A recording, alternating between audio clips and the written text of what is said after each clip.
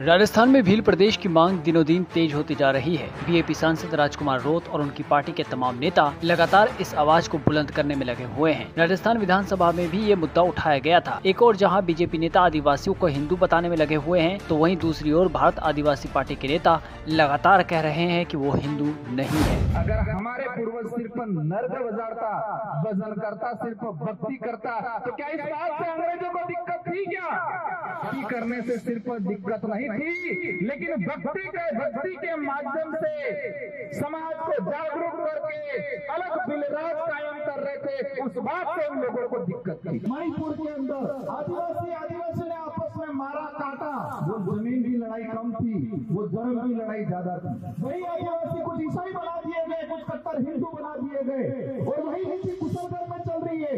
पूरे उदयपुर संभाग का अगर देखते हैं, आरएसएस की सबसे ज्यादा शाखा बांसवाड़ा कुशलगढ़ में है।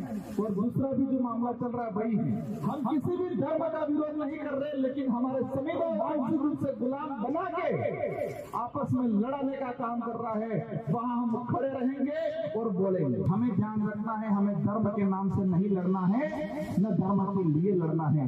हमको जल जंगल जमीन के लिए लड़ना है, धर्म के लिए नहीं लड़ना है। अब इसको लेकर बीजेपी की ओर से फिर से बयान आया है, जो इन दिनों चर्चा में है। दरअसल कैबिनेट मंत्री बाबूलाल खराड़ी ने कहा कि वो कहते हैं आदिवासी हिंदू नहीं है।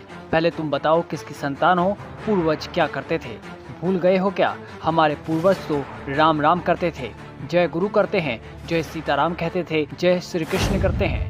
मंत्री खराड़ी सहित बीजेपी के अन्य पदाधिकारियों ने भी कई तर्क देते हुए आदिवासियों को हिंदू बताया। खराड़ी ने भील प्रदेश की मांग का खुलकर विरोध किया। उन्होंने ये भी कहा कि भील प्रदेश यहाँ हरगिज नहीं बन सकता। हर जाति अगर इस तरह से अलग प्रदेश की मांग करेगी तो ये कैसे संभव है?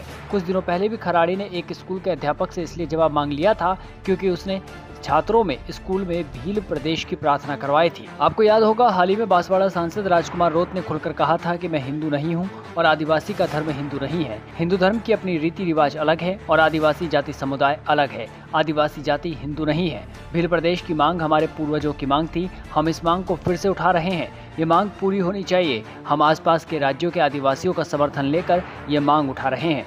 राजस्थान, मध्य प्रदेश, गुजरात और महाराष्ट्र के आदिवासी बहुल 49 से ज्यादा जिलों को मिलाकर एक अलग भील प्रदेश बनाया जाए। इसको लेकर कुछ दिनों पहले सांसद राजकुमार रोत और विधायक जयकृष्ण पटेल के नेतृत्व में मानगढ़ धाम में एक विशाल रैली का आयोजन भी किया गया था।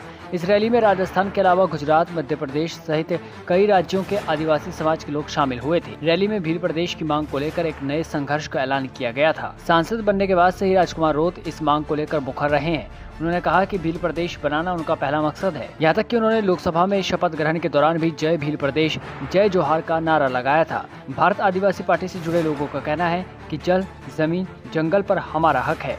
इस क्षेत्र में 5वीं अनुसूची लागू की जाए। भील प्रदेश की मांग विधानसभा और लोकसभा में भी उठाई गई थी। इसका फायदा पार्टी की लोकसभा और विधानसभा उपचुनाव में मिला था। आप राजस्थान के किस जिले से हैं और आप भील प्रदेश की मांग को लेकर क्या सोचते हैं, हमें कमेंट करके जरूर बताइए।